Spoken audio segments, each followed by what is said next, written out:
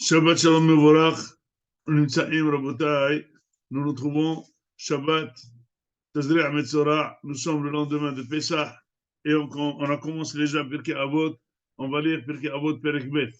C'est marqué dans le Mishnah Yud Aleph, Rabbi Yoshua Omer, Ayn Ara, V'sinat HaBiriot, V'yetzer Hara, slicha, V'sinat HaBiriot, Motzin et Adam et Ha'olam. Trois choses. Ayn Ara, Yetzer Hara, V'sinat HaBiriot. Trois choses, ils sont Motzi'im et Adam Na'olam. C'est quoi Ayn Hara?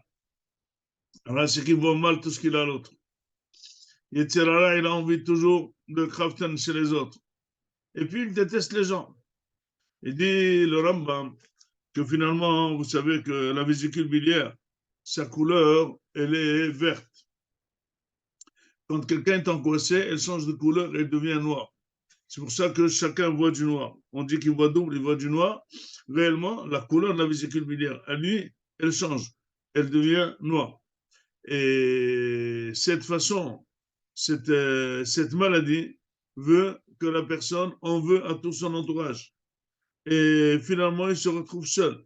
Dit le Rambam, le fait de se retrouver seul, sans aide, sans famille, sans amis, sans rien du tout, eh bien, ça fait enlever la personne de ce monde. Ce monde-là est fait pour vivre de manière sociale. Ce monde est fait pour aimer autrui. Ce monde est fait pour être content de ce qu'on a et content de ce qu'a son ami, même si ce n'est pas la même chose, mais s'il en a plus. Ce monde est fait pour pouvoir vouloir faire du mal et faire du bien, justement. Ce monde est fait pour aimer autrui. Parce que le fait d'aimer autrui, on se retrouve ensemble. Il y a des smahot ensemble. Il y a il y a des deuils ensemble. Il y a des sorties ensemble. Il y a des fêtes ensemble. On s'entraide. Justement, au lieu d'en vouloir aux riches, peut-être il faut l'aimer, il va t'aider. Au lieu d'en vouloir à celui qui a une grande maison, peut-être que toi, tu vas être très content de ce que tu as. Or, finalement, la seule chose, le seul principe dans ce monde, c'est voir faire un test. Est-ce que tu es heureux? Celui qui a des plaintes dans ce monde, il est fou. Parce que finalement, changer le monde, il ne pourra pas. Par contre, souffrir, il pourra. C'est pour ça qu'il dit, le Rabbi Néona, que quand quelqu'un a Ayn Hara, finalement, il brûle ce qu'il y a chez l'autre. Une fois, une femme à Paris m'a téléphoné, son mari m'a téléphoné, il m'a dit, écoute, on va devenir fou.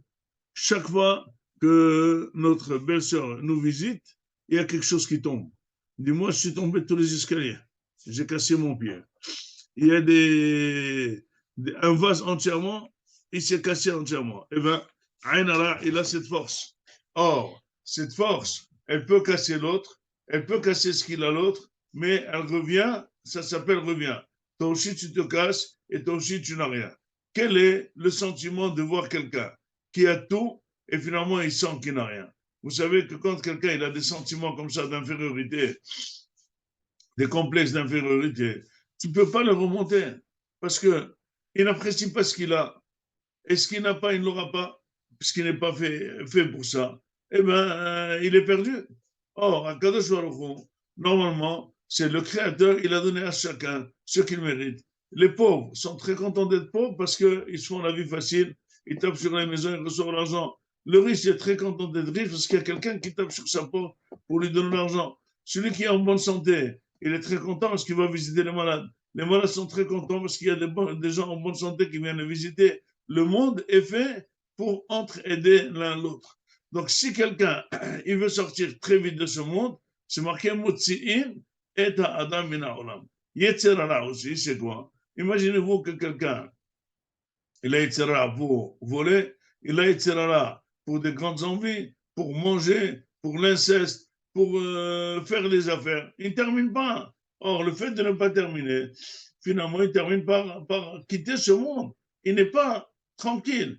Il ne prend pas son temps. Il y a un mariage, il faut prendre son temps pour le mariage. Il y a un deuil, il faut prendre son temps pour le deuil. Il n'y a pas que l'argent, il n'y a pas que ses envies. Et etc. Il te broie si jamais tu ne le maintiens pas. C'est bien le etc. Parce que c'est l'essence qui fait courir la personne pour la faire arriver quelque part. Mais il faut la contrôler aussi. Parce que trop courir et courir dans un sens aussi, ça casse entièrement la personne. À nous de savoir réfléchir, dire à Benéona, ces personnes-là, finalement, ils s'auto-détruisent. Ils ne sont pas en train de détruire les autres. Ils s'auto-détruisent. Ils se retrouvent réfugiés. Ils se retrouvent, personne ne les veut. Personne, ils se retrouvent très difficiles dans la société. Ils sont très difficiles à abordables. C'est tous des angoissés. Même quand on va dans une maison de deuil, on a besoin d'un petit peu de bien accueillir les gens. C'est vrai que ton père est mort, c'est vrai que ta mère est morte, c'est vrai. Mais un petit peu, mais tu ne vas pas te faire le noir sur le noir. La personne ne peut même pas t'aborder. Plus tu t'éloignes des personnes, et pire c'est. Dit le Rahim Akadosh que finalement, dans la paracha, on parle de Tsara'at. Tsara'at, c'est quelqu'un qui parle du mal, quelqu'un qui fait la shonara. Et alors, il y a quelque chose qui monte, une lèpre dans sa peau. Et finalement, sa guérison, ce n'est pas une guérison avec un médicament, ni avec un antibiotique. Non, sa guérison, c'est de sortir du camp. Disent les Mefarshim pourquoi. Il dit parce que ce monsieur, quand il a parlé la shonara, or quelqu'un qui parle la shonara, c'est un malade, c'est un dépressif. Pourquoi? Parce qu'il en veut au monde. Il ne supporte pas voir la BMW de l'autre. Il ne supporte pas voir la villa de l'autre. Et donc, finalement, il parle du mal. Il dit, je ne sais pas comment il a acheté la villa. Je ne sais pas comment il vit avec sa femme. Je ne sais pas comment il mange. Je ne sais pas rien qu'il lance. Etc. Finalement, c'est un dépressif. Dit le Orahaim Akadosh que toutes les maladies de lèpre viennent de l'angoisse interne que la personne a. La personne souffrante, elle a la vésicule biliaire noire, elle broie du noir, elle voit noir. Une fois, hein, j'ai dû hospitaliser un jeune de 20 ans. Qu'est-ce qu'il voulait? Il voulait absolument, jour et nuit, que sa chambre soit entièrement noire. Dès que sa mère ouvrait un tout petit peu la chambre pour lui donner à manger ou quelque chose comme ça, il veut le noir. Pourquoi il veut le noir? Parce qu'il voit noir. Donc, ça le dérange énormément. Il a été hospitalisé, il a été soigné, il est revenu. Or, il faut savoir que quand la personne, elle est amenée à parler du mal, et ça veut dire que finalement, elle en veut à la personne sur qui elle parle. Est-ce que quelqu'un il parle de la sur son père, sur sa mère, sur son frère? Et s'il le fait, est-ce qu'il n'est pas fou? Il n'est pas content que son père a de l'argent, il n'est pas content que sa mère elle est belle, il n'est pas content que la maison de ses parents est belle. Il parle de ça, il fait la concurrence à ses parents, donc il est malade de la tête. Donc finalement, il n'aime personne, il n'aime qu'à soi-même. Ben, c'est marqué, c'est ça la source de toutes les maladies. C'est pour ça que pour être en bonne santé et pour être Oved Hashem, pour être content d'abord, les ABC, c'est être content de ce que Hashem t'a donné. Est-ce que tu sais refléter que les parties bonnes de ce que tu as? Est-ce que tu ne te plains pas régulièrement? Est-ce que tu ne vois pas que les choses qui te manquent? Est-ce que tu dis Baruch Hashem, je suis en bonne santé. Baruch Hashem, j'ai des enfants. Baruch Hashem, je vis. Baruch Hashem, je ne suis pas malade. Baruch Hashem, eh bien, ça y est, alors, c'est vrai qu'il y a des petits ennuis à la banque, il y a des ennuis avec son mari. Ok, ok, ok. Quand est-ce que c'est supportable? Si tu vois que tout est bien, alors des petites choses sont supportables. C'est pour ça qu'il dit à la Biochoua, ces trois-là, donc le contraire, celui qui veut rester dans ce monde et rester 140 ans, il doit d'abord Aïn Tova. Ça veut dire que tu vois toujours tout bon.